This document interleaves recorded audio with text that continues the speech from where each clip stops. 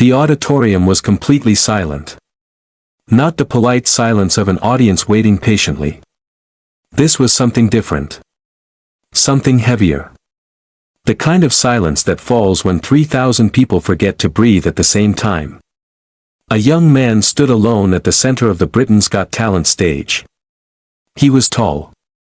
Quiet.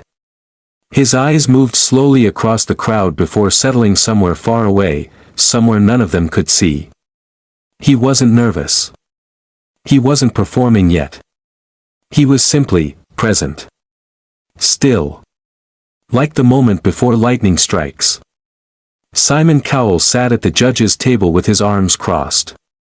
He had seen everything. Thousands of acts over decades of television.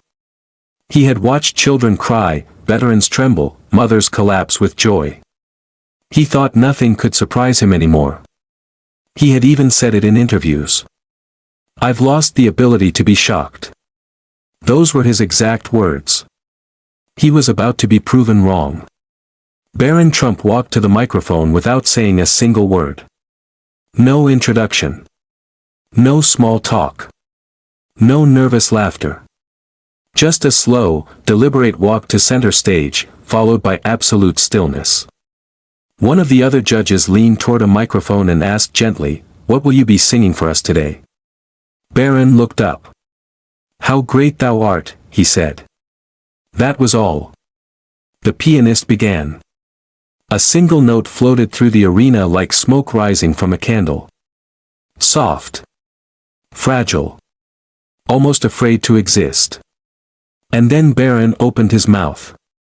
The first note hit the room like a wave crashing against stone. Rich. Deep. Vibrating with something that didn't belong to technique or training, it belonged to something older than that. Something that lives in the chest and behind the eyes and at the back of the throat where words can't reach. Simon Cowell uncrossed his arms. That small movement, that tiny shift in posture, was noticed by cameras, producers, and audience members alike. Because in 20 years of television, Simon Cowell almost never uncrossed his arms in the first 30 seconds.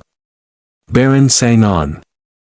The melody of How Great Thou Art built slowly, the way a sunrise builds, not all at once, but in layers. First the pale light at the horizon. Then the gold. Then the full, blinding warmth. His voice followed that same architecture. Humble at the start. Growing. Expanding. Until the chorus arrived and the entire auditorium erupted, not in applause, not yet, but in something more raw than applause. In gasps. In tears. In the sound of hands pressed over mouths. A woman in the third row gripped her husband's arm so tightly he would feel it the next morning. A security guard near the back quietly removed his earpiece because he didn't want any sound interrupting what he was hearing. One of the judges, a woman known for her sharp, professional composure, pressed both hands flat on the table and stared at Barron like she was witnessing something she didn't have the vocabulary to describe. And Simon Cowell. Simon Cowell was no longer sitting like a judge.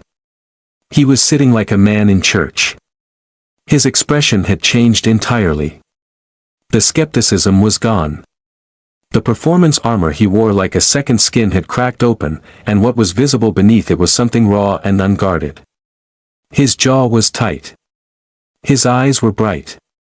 And when Barron reached the final verse, when the voice climbed to a place so high and so pure that the air itself seemed to thin, Simon closed his eyes. He closed his eyes. The last note ended. For 3 full seconds, the arena was the quietest place on earth. Then it detonated. 3,000 people rose from their seats in a single, unified motion. The sound was deafening, not just the volume of it, but the weight of it. The love in it. People were crying openly. Strangers were hugging. A man near the front was shaking his head slowly, over and over, like he was trying to convince himself that what he had just heard was real. The judges stood too. All of them. Simon was the last to rise. He stood slowly, deliberately, the way a man stands when the moment calls for that kind of respect. And when he finally spoke, his voice was different. Quieter. More careful with the words. He said, I have spent my entire career listening. And I can tell you honestly, and I don't say this lightly, what just happened on this stage was not a performance. It was a visitation. The crowd erupted again. Barron stood at the microphone, calm as still water, and smiled, not the smile of someone who had just won something, but the smile of someone who had simply said what they needed to say, and said it the only way they knew how. For golden buzzers were never hit at once on Britain's Got Talent. That was the rule.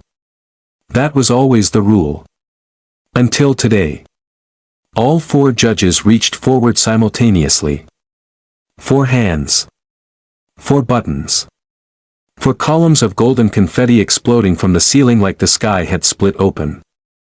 Barron Trump looked up at the falling gold, took one slow breath, and closed his eyes. And if you listen very carefully, beneath the screaming, beneath the music, beneath the thunder of 3,000 hearts, you could still hear that last note. Still hanging in the air. Still refusing to leave. Some moments don't end when the music stops. Some moments stay with you forever.